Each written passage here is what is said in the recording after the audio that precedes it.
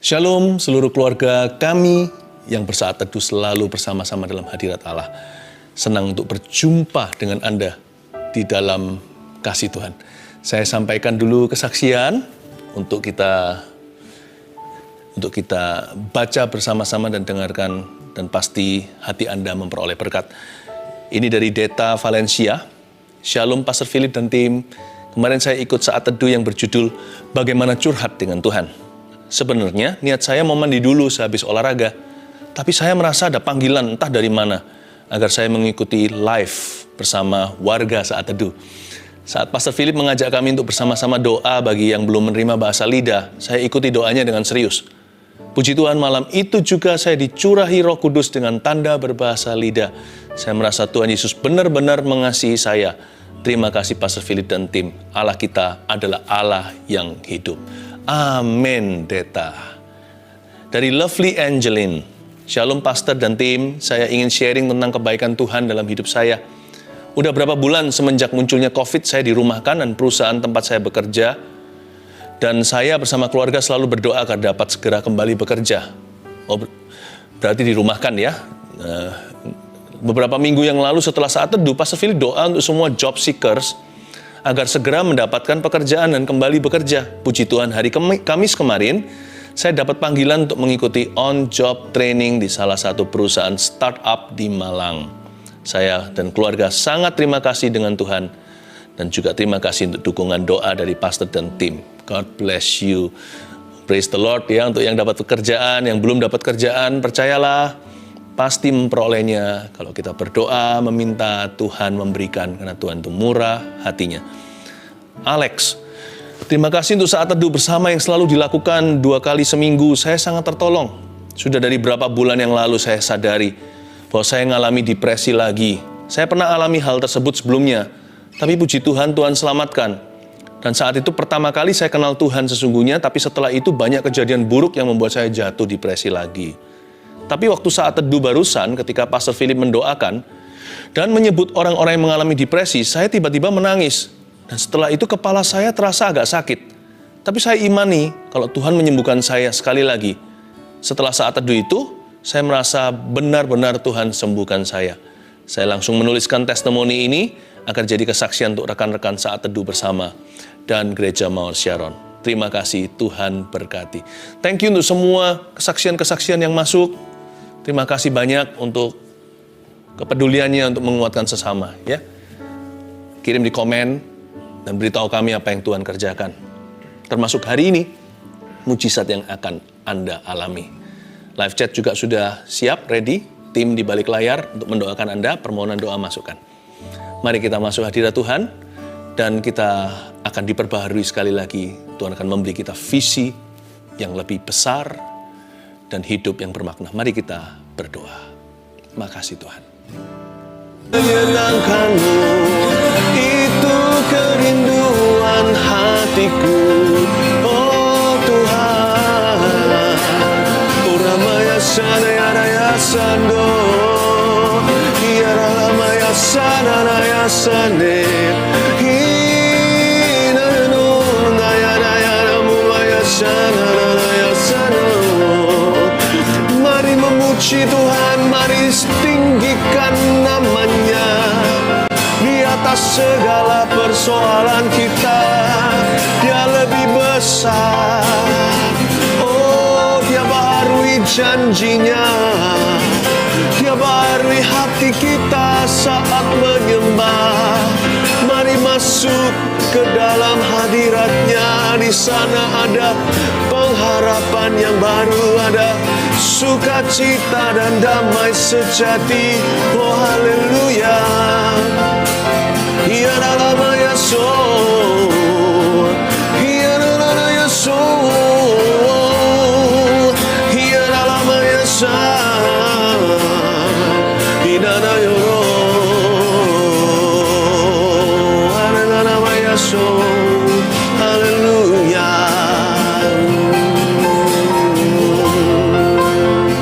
Haleluya.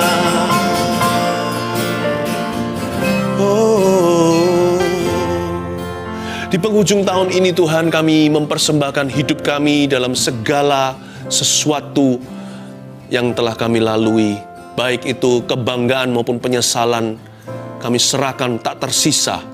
Semua kami bawa ke hadirat-Mu, ya Bapa. Pakai kami lagi, tuntun kami ke depan, pengharapan kami baru. Beri kami kekuatan, kemampuan untuk bisa mengatasi semua kegagalan kami di masa lalu. Terima kasih Tuhan, berkati umat-Mu, umat kesayangan-Mu, urapi dengan urapan Roh Kudus-Mu. Sembunyikan hamba di balik salib Kristus.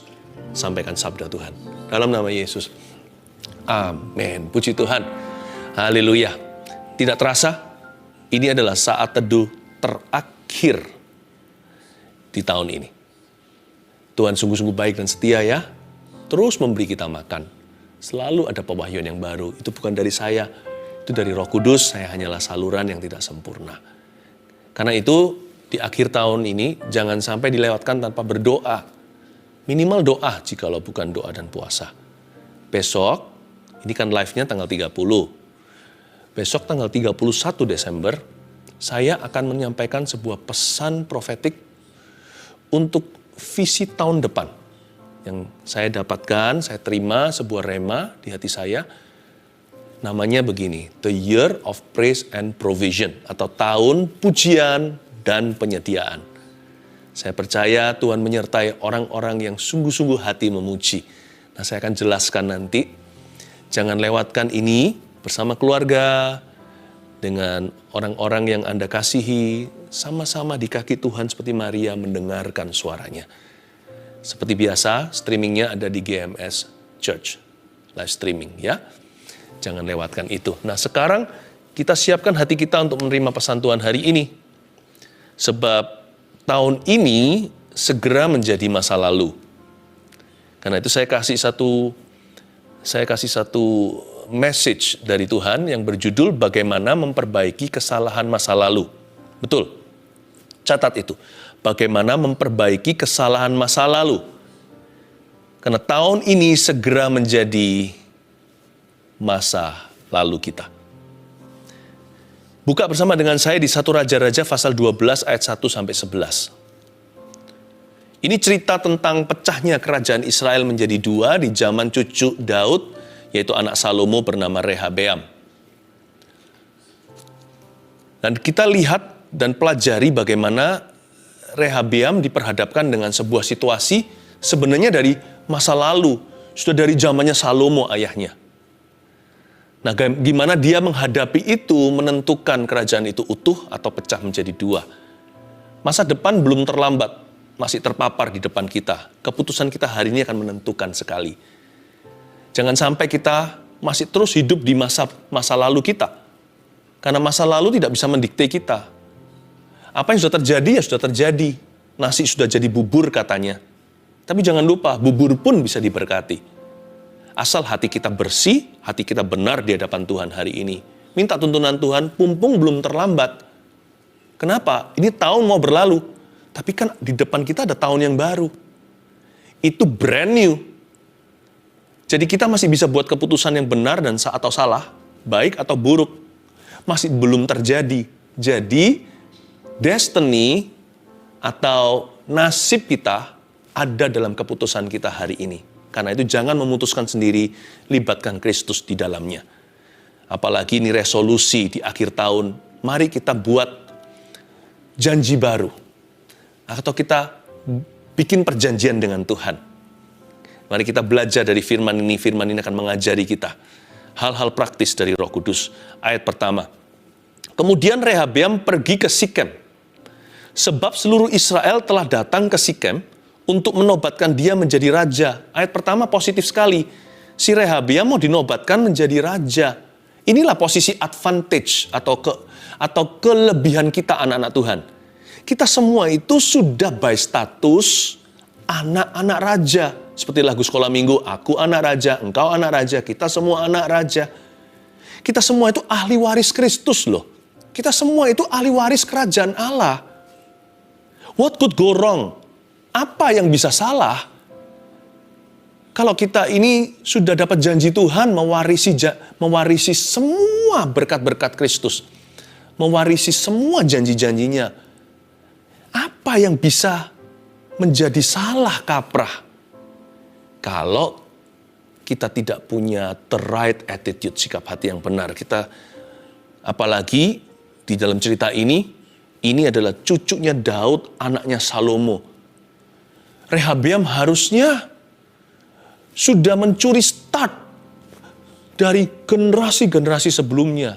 Kok bisa pecah kerajaan itu? Kita harus ambil pelajaran dari kehidupan orang muda ini bernama Rehabeam. Nggak muda-muda banget sih, dia sudah umurnya 40-an. Tapi kita bisa pelajari bahwa sekalipun hari ini masa depan kita cerah, kita bisa merusaknya kalau kita jauh dari Tuhan. Ayat 2. Segera sesudah hal itu kedengaran kepada Yerobeam bin Nebat, pada waktu itu dia masih ada di Mesir. Sebab ia melarikan diri ke sana dari hadapan Raja Salomo, maka kembalilah ia dari Mesir. Muncul satu karakter baru, selain Rehabeam ada yang bernama Yerobeam. Mereka berdua bukan saudara, karena Yerobeam bukan dari rumah Daud. Yerobeam ini sudah ada sejak zaman papanya Rehabeam, yaitu Salomo. Pokoknya terjadi sesuatu perselisihan, pertikaian. Itu juga ada hubungannya dengan Salomo yang jatuh ke dalam dosa secara sengaja. Penyembahan berhala, lalu istrinya banyak. Gara-gara itu, maka Yerobeam menjadi musuh. Dan terjadilah cikal bakal kerajaan itu pecah. Nah, kalau Anda perhatikan di ayat 2 di kalimat terakhir, maka kembalilah Yerobeam dari Mesir. Itu memperingatkan kita hari ini kalau segala isu dari masa lalu kita yang tidak pernah kita selesaikan di hadapan Tuhan, dia akan kembali menghantuimu dan mencoba mengagalkan masa depanmu. Kalimat maka kembalilah ia dari Mesir itu momok bagi keluarga Daud. Bagi Rehabeam anak Salomo. Itu seperti hantu kembali dari masa lalu. Itulah sebabnya jangan simpan yang namanya bangkai yang terjadi di belakang kita. Selesaikan di hadapan Tuhan. Jangan simpan dosa atau hal-hal tertentu yang Anda sembunyikan. Di penghujung tahun seperti ini, mari kita bawa terang-terangan ke hadapan Tuhan. Segala sesuatu harus dibawa ke dalam terang.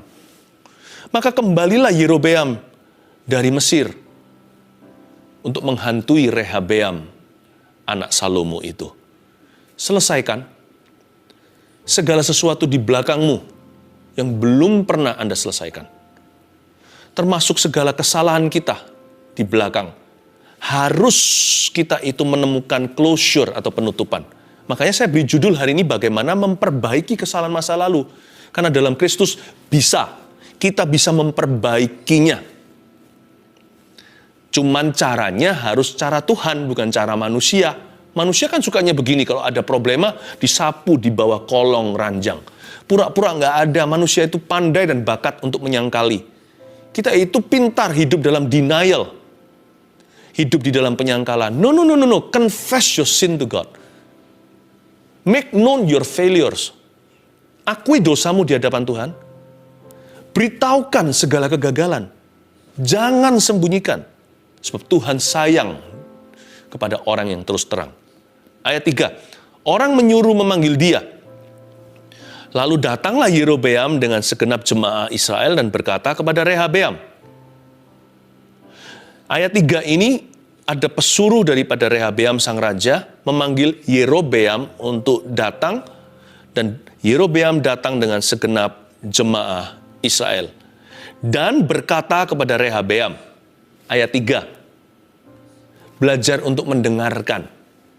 Kalau kita mau berhasil jadi orang, belajar dengar-dengaran dengan Tuhan, dan belajar dengar-dengaran dengan sesama juga. Karena Tuhan juga bisa pakai orang di kiri kanan kita untuk memberitahu sesuatu, atau mengoreksi kita, atau memperingati dan memperingatkan. Coba ya, kalau kita evaluasi, kalau kita introspeksi diri, banyak sekali dari kegagalan dan kesalahan kita di masa lalu itu karena apa? Karena kita gagal untuk mendengar. Karena kita nggak mau mendengarkan pertama-tama Tuhan yang sudah selalu memperingatkan kita lewat firman, atau kita nggak mau mendengarkan peringatan orang-orang yang peduli dengan hidup kita. Nah, sebentar lagi saya tunjukkan bahwa Rehabeam ternyata tuli rohani. Punya kuping, punya telinga, tapi nggak terbuka untuk suara rakyatnya.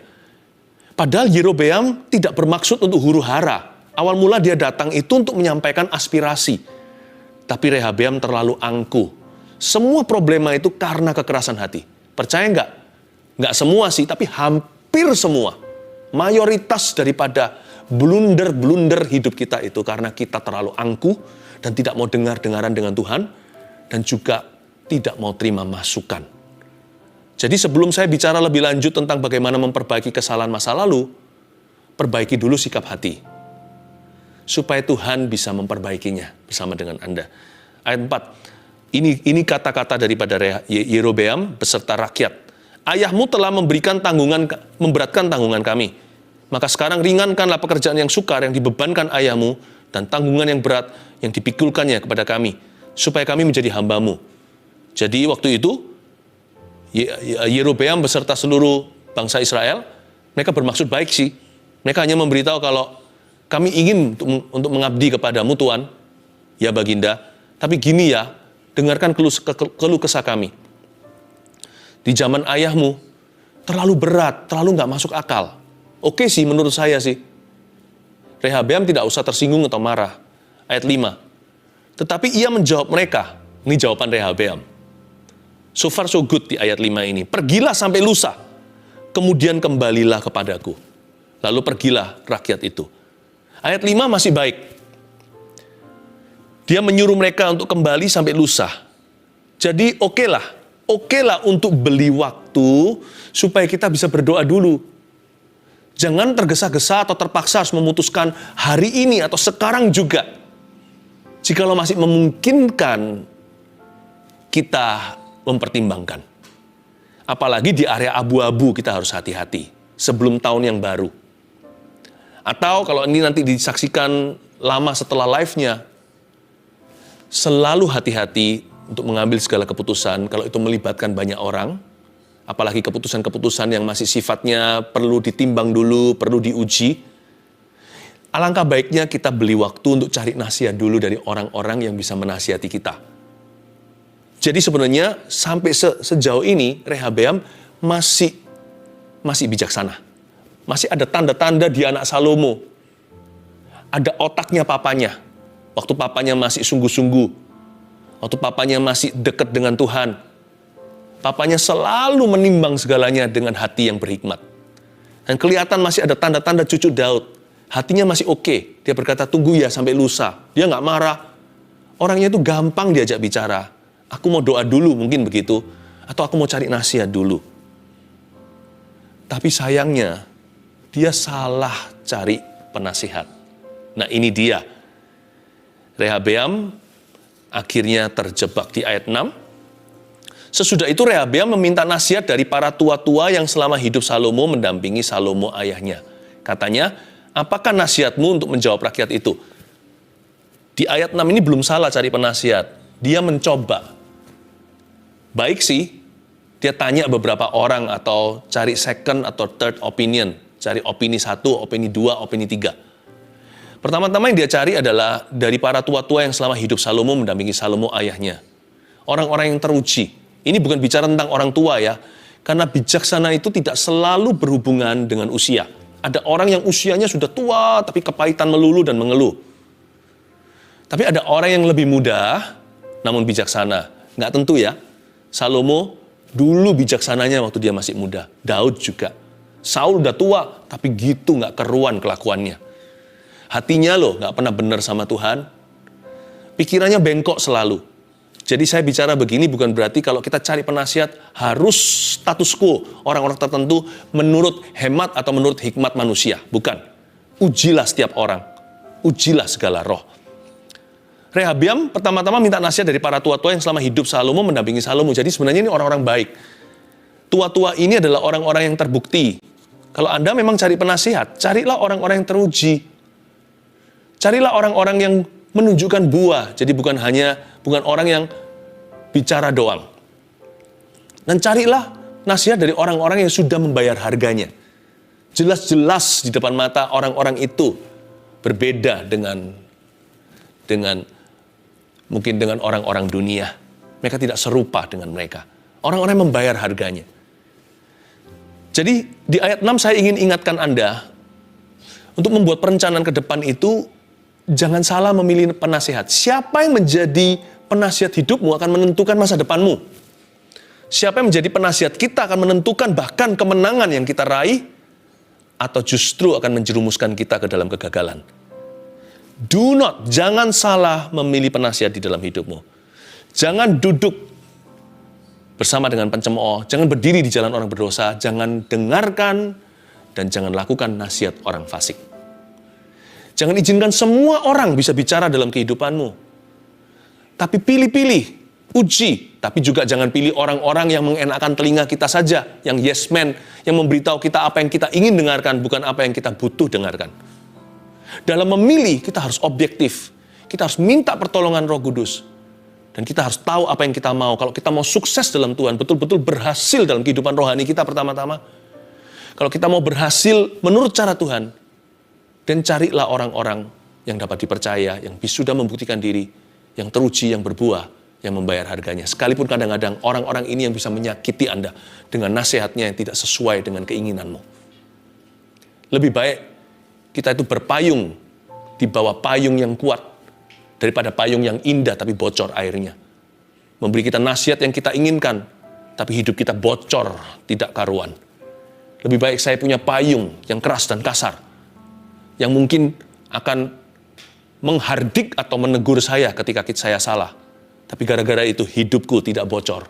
Kasih karunia Tuhan tetap ada. Ayat yang ke-7. Mereka berkata, ini nasihatnya tua-tua. Jika hari ini engkau mau menjadi hamba rakyat, mau mengabdi kepada mereka, dan menjawab mereka dengan kata-kata yang baik, maka mereka menjadi hamba-hambamu sepanjang waktu. Bagus ini. Tahan dulu dia, tahan di ayat 7 ya, nanti saya akan kembali ke situ. Kita lihat ayat 8. Tetapi ia mengabaikan nasihat yang diberikan para tua-tua itu. Aduh, seperti ada suara Roh Kudus. Oh no. Lalu ia, yaitu Rehabeam, meminta nasihat kepada orang-orang muda yang sebaya dengan dia dan yang mendampinginya. Nggak ada salahnya dengan meminta nasihat dari orang-orang muda. Tapi ini bukan hanya orang-orang muda, tapi orang-orang yang berfoya-foya. These were party boys. Ini adalah anak-anak muda yang suka party, dugem, bahasa zaman ini. Dia cari nasihat apa yang populer dari orang-orang sebaya. You know, popular advice may not be a good advice, you know. Tidak selalu. Kadang-kadang oke, kadang-kadang bagus, tapi sangat mungkin ada kemungkinan bahwa apa yang populer di pikiran orang, apa yang bisa diterima oleh dunia, bisa-bisa adalah nasihat yang menjerumuskan atau nasihat yang menjatuhkan. Karena ikut Kristus itu lawan arus. Tapi Rehabeam cari nasihat dari party boys, dari anak-anak muda yang dugem sama dia. Dia cari apa yang mengenakkan telinga, cari yang namanya jawaban yang populer bagi dunia, dari peers atau orang-orang sebaya. Bukannya dia mencoba mengerti jalan Tuhan, dia minta dimengerti dulu posisinya. Wah, dikipas-kipas itu ambisinya oleh anak-anak muda ini. Karena mereka nggak peduli, lu mau jatuh itu urusan lu. Itu nasihat murahan. Jangan cari nasihat dari orang yang hanya jual kata atau kalimat. Carilah nasihat dari orang-orang yang mendoakan Anda dulu. Orang-orang yang sungguh-sungguh terbeban untuk hidupmu. Semoga itu adalah orang tua. Saya berdoa semua orang tua menjadi orang tua yang takut akan Tuhan, yang bisa menuntun anak-anaknya dalam jalan-jalan Tuhan. Gembala Anda, saudara seiman, suami Anda atau istri Anda. Saya berdoa agar suami dan istri tidak menjadi seperti Ananias dan Safira, yang gak bisa saling menasihati, tapi sama-sama berdosa dan dikutuk oleh Allah. Anak juga bisa menasihati orang tuanya loh, karena Tuhan juga bicara lewat anak kecil. Berdoalah untuk orang-orang yang berdoa untuk Anda. Saya paling percaya dan mendengarkan kata-kata orang-orang yang mendoakan saya, yang bisa mengikuti musim hidup saya, bukan hanya sekedar memberitahu kepada saya apa yang saya mau dengarkan, tapi orang-orang yang sungguh-sungguh membawa saya di dalam doa-doa pribadinya. Karena orang-orang itu pasti tidak mau aku jatuh. Orang-orang itu pasti mau aku bertumbuh. Orang-orang itu pasti mau saya berhasil. Karena orang-orang itu punya rasa tanggung jawab untuk hidup saya. Mintalah orang begini, ini aset tak terhingga dalam kehidupanmu. Tapi ayat 8 sayang ya, Rehabeam tidak mau mendengarkan, malah minta nasihat dari orang-orang yang enggak ini. Ayat 9, katanya kepada mereka, apakah nasihatmu supaya kita dapat menjawab rakyat yang mengatakan kepadaku, ringankanlah tanggungan yang dipikulkan kepada kami oleh ayahmu. Lalu orang-orang muda yang sebaya dengan dia itu berkata, you ready? Beginilah harus kau katakan kepada rakyat yang telah berkata kepadamu, ayahmu telah memberikan tanggungan kami, memberatkan tanggungan kami, tetapi engkau ini, berilah keringanan kepada kami. Beginilah harus kau katakan kepada mereka. Ya, siapkan hatimu mendengar nasihat mereka. Saya sampai geleng-geleng kepala. Lihat kalimat berikutnya. Kelingkingku lebih besar daripada pinggang ayahku. Maka sekarang ayahku telah membebankan kepada kamu tanggungan yang berat, tetapi aku akan menambah tanggungan kamu. Ayahku telah menghajar kamu dengan cambuk ya. Aku akan menghajar kamu dengan cambuk yang berduri besi. Orang Malaysia bilang, alamak, ini apa-apaan. Pada hari lusanya datanglah Yerobeam dengan segenap rakyat kepada Rehabeam. Bukan untuk memberontak, tapi untuk mendapat reply sang baginda. Seperti yang dikatakan raja, kembalilah kepadaku pada hari lusa. Ayat 13. Maka raja menjawab rakyat itu dengan keras.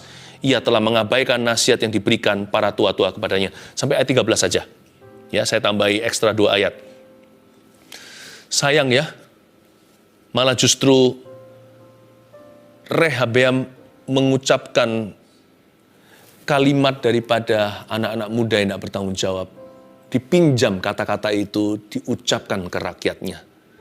Disitulah pecah kerajaan itu menjadi 2. Apa yang dititipkan oleh orang-orang muda yang berdosa itu ke mulut seorang raja yang lugu, dia berkata, kelingkingku lebih besar daripada pinggang ayahku.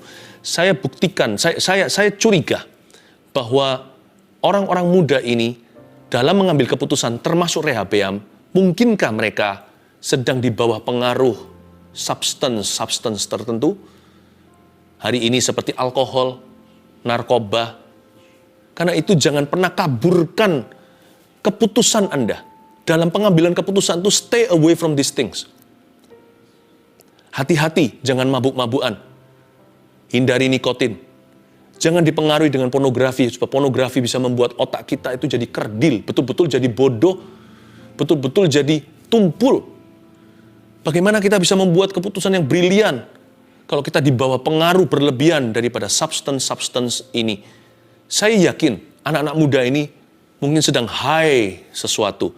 Nggak gitu, nggak mungkin mereka emosinya menggebu-gebu, kelingkingku lebih besar daripada pinggang ayahku. Saya bisa bayangkan mereka sambil ketawa-ketawa, sambil terbahak-bahak ngomong ini. Keesokan hari, baginda harus pergi ke courtroom, lalu memberikan verdict atau keputusannya. Disayangkan sekali. Pergaulan yang buruk merusak kebiasaan yang baik. Karena itu carilah penasihat. Anda bisa cari nasihat orang muda. Apalagi kalau Anda adalah orang muda, it's okay. Banyak anak muda yang takut akan Tuhan kok. Saya lihat itu di dalam gereja yang saya gembalakan sendiri, ribuan anak-anak muda yang begitu. Yang takut akan Tuhan. Yang penting siapa yang mimpin hidup mereka. Yang penting mereka bayar harga. Nah inilah nasihat yang diabaikan. Kita lihat ayat 7 kembali. Mereka berkata, jika hari ini engkau mau menjadi hamba rakyat, garis bawahi, mau menjadi hamba, nomor 1. Dan ini cara begini, ini bisa memperbaiki kesalahan masa lalu, kesalahan masa lalu papanya lagi, Salomo. Andai kata dia dengarkan penasihat-penasihat ini, kesalahan pun bisa ditebus loh. Kalau kamu mau menjadi hamba rakyat, nomor 1, mau menjadi hamba. 2, mau mengabdi kepada mereka, garis bawahi mau mengabdi. Nomor 2. Yang ketiga, dan menjawab mereka dengan kata-kata yang baik. 3, menjawab mereka dengan kata-kata yang baik. Bagaimana memperbaiki kesalahan masa lalu? 3 poin sederhana, catatlah. 1, dengan sikap hati yang benar. Mau menjadi hamba. Kalau kamu mau jadi hamba rakyat, mereka akan mengabdi kepadamu. Kalau kamu mau jadi hamba. Inilah yang kupunya, hati sebagai hamba. Ini bicara tentang sikap hati yang benar. Baginda yang masih muda, para penatua itu berkata, kalau Baginda mau menghambakan diri, mengambil sikap hati merendah. Tahukah pepatah yang berbunyi begini dalam bahasa Inggris, your attitude determines your altitude. Sikap hatimu akan menentukan ketinggianmu dalam Tuhan dan dalam hidup ini. Andai kata yang namanya Rehabeam ini merendah gitu, ya, melunak, approachable, dapat didekati, memberikan pengertian, dengan senang hati orang-orang yang akan mengabdi, dengan sikap hati yang benar, kita bisa memperbaiki kesalahan masa lalu. Sikap hati yang salah gimana? Udah salah masih bisa defensif, masih bisa membela diri. Loh, aku kan sudah bilang sama kamu, aku kan sudah minta maaf. Kenapa belum dimaafkan? Itu sikap hati yang salah. Salah kok bisa ngamuk. Iya kan? Sikap hati itu harus merendah. Cari yang rendah aja frekuensinya. Dengan sikap hati yang benar. Kalau kita salah, diam aja. Kadang-kadang sikap hati yang diam itu, sikap hati yang benar itu silence. At times, kadang-kadang silence is golden, diam itu emas. Tidak selalu ya. Kalau kita lihat sesuatu yang salah, kita diam saja. Dalam konteks itu, silence is sin. Diam itu berdosa. Kita harus menjadi saksi Allah kan? Tetapi kalau kita yang salah, atau keluarga kita yang salah, dan itu kesalahan dari masa lalu saya, atau masa lalu keluarga, atau masa lalu orang lain yang harus saya pikul dan tanggung hari ini, lihat, perhatikan dan camkan, tanamkan. Sikap hati yang benar jauh lebih menyelesaikan daripada kita protes, membela diri, ngamuk lagi. Kalau Anda tahu Anda pernah salah atau salah seseorang, tunjukkan sikap hati yang benar. Bukan hanya kepada Tuhan, kepada orang itu. Itu jauh lebih menyembuhkan, jauh berpotensi memulihkan, dan jauh lebih mendamaikan. Sekalipun bukan berarti langsung beres kalau Anda sikap hatinya benar, langsung semua masalah itu pergi, ya enggak. Tapi progresif. Lebih progres dan bukan regres, bukan mundur. Yang kedua, mau mengabdi dengan komitmen yang nyata. Sikap hati itu hanya 50%, sisanya itu harus ada kenyataan. Memang Tuhan melihat hati, tapi manusia melihat bukti, jangan lupa. Perbuatannya dulu, baru pengakuannya. Dalam hal ini saya ganti, saya balik. Kalau asal ngomong aja, saya kembalikan hutang saya ya. Memang betul keluarga saya salah larikan uang. Saya akan ganti. Supaya keluarga saya jangan nanti akan dipermasalahkan. Nggak usah ngaku-ngaku. Saya bisa dan sebagainya, kasih janji muluk-muluk. Yang penting kalimat secukupnya. Saya kembalikan, termnya begini. Tolong kasih saya kelonggaran. Saya pasti usahakan. 3 bulan kemudian saya kembalikan segini. Lalu 1 tahun nanti kembali segitu. Udah gak usah banyak bicara. Jangan janji-janji palsu, gak usah muluk-muluk selangit. Tunjukkan komitmen yang nyata. 3 bulan kemudian genapi janjimu. 1 tahun berikutnya jangan kurang 1 peser pun. Dengan komitmen yang nyata itu, orang lebih bisa memaafkan. Jangan tuntut, udahlah Tuhan bilang bebaskan hutang. Itu biar Tuhan bilang sama orang yang memiutangi Anda. Kalau sana ada yang utang, kalau saya yang hutang, jangan bilang begitu. Tapi kita harus bertanggung jawab. Dengan komitmen yang nyata. Tunjukkan komitmen. Tuhan memang lihat hati. Tunjukkan bukti sama manusia. Ya. Makanya itu dikatakan di sini mau mengabdi. Kata mengabdi itu dedication. Yang ketiga, terakhir. Dan menjawab mereka dengan kata-kata yang baik. Yang ketiga, dengan pemilihan kata yang baik. Choice words. Jangan banyak bicara dengan pemilihan kata. Penting sekali untuk mensosialisasikan atau mengkomunikasikan posisi kita di mana dalam memperbaiki kesalahan yang kita pernah perbuat di masa lalu, atau di tahun ini yang segera menjadi masa lalu, sebentar lagi tahun baru, ini sekarang live-nya akan 30 Desember tahun 2020. Choice words dengan kata-kata iman, pengharapan, dan kata-kata kasih. Suami istri lagi bentrok, lagi geger, lagi berantem. Kalau kita lagi ngamuk, lebih baik jangan bicara. Secukupnya ngomong sesuatu. Dengan pemilihan kata yang baik. Kata-kata hari-hari ini di zaman teknologi bukan hanya keluar dari mulut, tapi juga dari jari. Yaitu yang kita teks ke HP seseorang. Jangan kalimat-kalimat yang menusuk, yang membunuh karakternya. Kalau Anda tidak bisa berdamai terlebih dahulu, mending kata-kata yang sifatnya netral, pilihlah choice words. Pemilihan kata-kata itu penting sekali untuk pemulihan hubungan. Bahkan pemulihan kerjasama dalam dunia kerja. Klien dengan supplier, dengan partner, itu semuanya penting bagaimana kita dimengerti dan mengerti. Pemilihan kata-kata sangat menentukan. Makanya di sini sang tua-tua berkata, kamu harus menjawab mereka dengan kata-kata yang baik loh ya. Kamu harus mau menjadi hamba, tunjukkan sikap hati. Kamu harus mau mengabdi. Kamu harus tunjukkan komitmen yang nyata. Setelah itu tolong penuhi janjimu. Ngomong A, ya harus melakukan A. Ngomong B, yang melakukan B. Tapi jawablah mereka dengan kata-kata yang baik, yang bisa mereka mengerti, yang bisa membuat sejuk di hati, adem di dada. Tapi nggak usah muluk-muluk membuat curiga. Ini too good to be true. Orang ini hanya jual kata-kata. Jangan kata-kata yang bisa dipertanggungjawabkan. Kata-kata yang secukupnya untuk bisa membuat kita mulai di halaman pemulihan. 1, 2, 3 tersebut catatlah. Dan saya berdoa, apapun kesalahanmu tahun ini akan diperbaiki tahun depan. Nasi jadi bubur kan? Bubur itu kita doakan. Supaya menjadi berkat buat perutmu dan keluarga. Bubur pun bisa diberkati. Haleluya. Thank you Lord. Sementara permohonan doa terus mengalir masuk lewat live chat, saya terbeban untuk berdoa bagi Anda yang pernah selingkuh.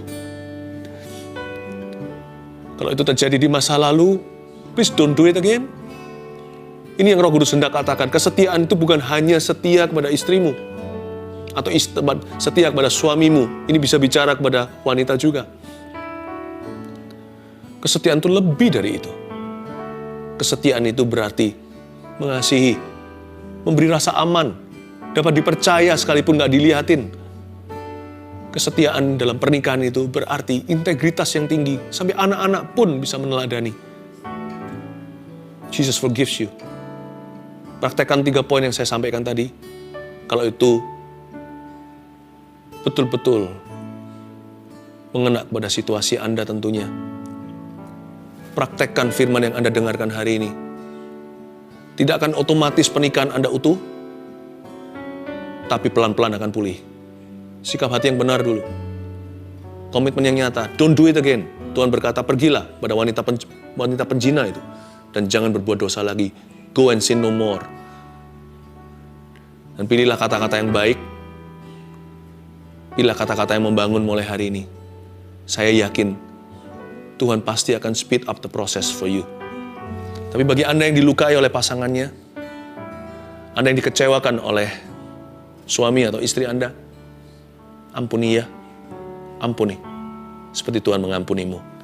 Tuhan, hamba berdoa, ulurkan tangan semuanya. Untuk semua permohonan doa yang sudah masuk di dalam nama Yesus. Roh Kudus jamah. Manusia tidak bebas dari salah. Tidak ada dosa kecil, dosa besar. Tapi hari ini kami dapat perlengkapan rohani yang kami butuhkan. Memperbaiki kesalahan masa lalu ternyata bisa dalam Tuhan. Berikan kepada kami semuanya sikap hati yang benar.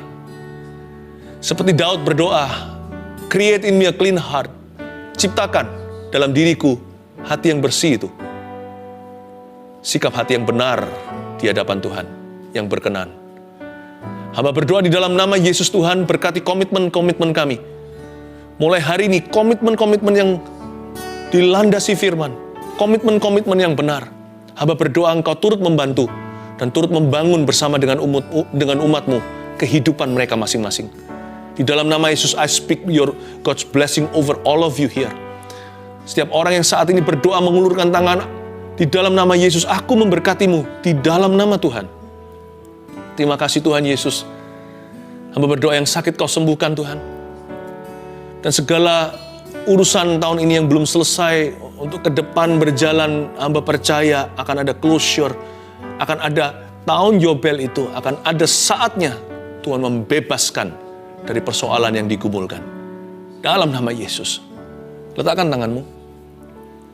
Ada seorang kontraktor yang Tuhan katakan Anda akan mengakuisisi proyek-proyek gagal orang lain. Dan tahun atau waktu, bulan-bulan ke depan, hari-hari di depanmu ini, Tuhan akan menyerahkan kaki Dian. Sekali lagi, proyek-proyek orang lain yang gagal, Anda akan akuisisi dan take over proyek-proyek itu. Dan Tuhan akan memberimu keberhasilan yang gilang gemilang untuk kemuliaan Tuhan. Sehingga orang lain tahu semua itu adalah Tuhan yang bekerja di dalam hidup Anda. Ada seorang yang sudah divonis gagal ginjal, Anda sebentar lagi cuci darah. Tapi ketika Anda cek lagi setelah hari ini, Anda hanya akan dikasih obat-obatan. Ternyata sesuatu terjadi, seolah-olah Anda sembuh sendiri. Padahal sebenarnya Anda dijamah oleh kuasa Tuhan. Today, Jesus touched you. I speak healing, aku ucapkan kesembuhan atas ginjal itu. Ginjal itu akan berfungsi di dalam nama Yesus Kristus sejak hamba-Mu mengatakannya, Tuhan. Kupindahkan penyakit itu, atau lebih tepatnya, kucampakkan ke dalam lautan, bersama dengan iman umat-Mu yang berdoa saat ini dan sang penderita yang disembuhkan ini. Iman kami bergabung sebesar biji sesawi. Kuperintahkan pada sakit ginjal, permasalahan disease atau penyakit ini, untuk tercapak ke dalam lautan. Di dalam nama Yesus Kristus. Terima kasih Roh Kudus, haleluya. Terimalah pastoral blessing, berkat pengembalaan ini di akhir tahun ini. Oh, what a joy. What joy. Ulurkan, angkat tanganmu bersama-sama. Terimalah berkat dari Allah Bapamu yang tidak pernah mengungkit-ungkit kesalahan kita. Berkat dari Yesus yang adalah jalan untuk memperbaiki kesalahan, memberimu masa depan yang baru. Dan dari Roh Kudus yang akan memateraikan semua yang Bapa berikan, yang Yesus telah beli di Kalvari. Terimalah berkat ini dalam nama Yesus. Amin.